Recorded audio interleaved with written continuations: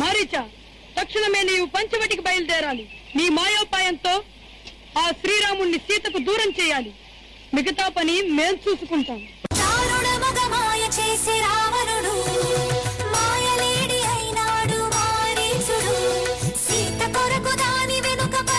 శ్రీరాముడు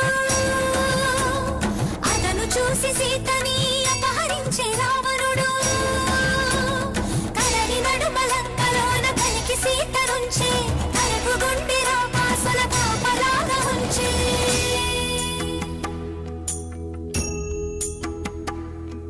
శోక జలధి తానైనది వైదేహి ఆ శోక జలధిలో మునిగే దాసరథి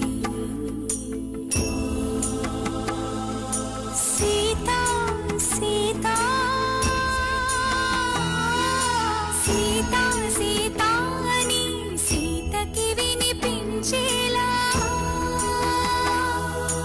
రోదసి కంపించేలా రోదించే సీతాపతి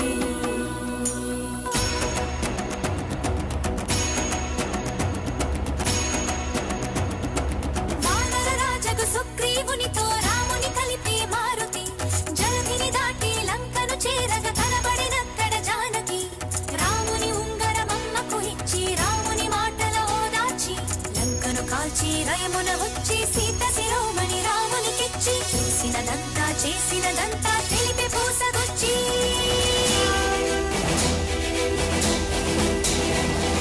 వాయువేగమున వానర సైన్యము కడలికి వారధి కట్టెరా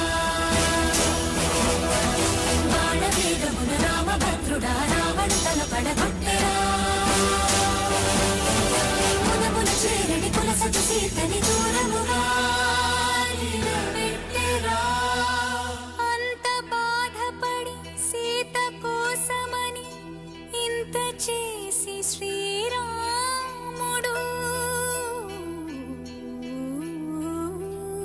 చెంత చేర జగమంత చూడగా వింత పరీక్ష విధించెను ఎందుకు ఈ పరీక్ష ఎవ్వరికి పరీక్ష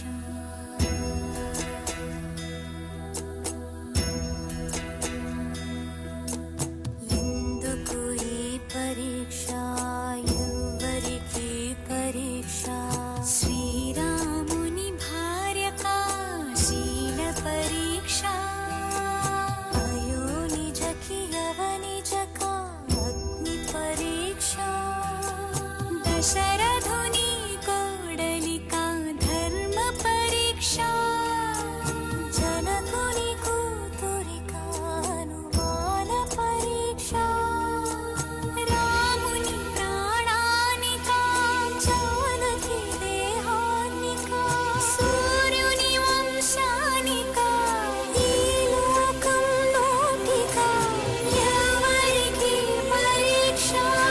ఎందుకు ఈ పరీక్ష శ్రీరామ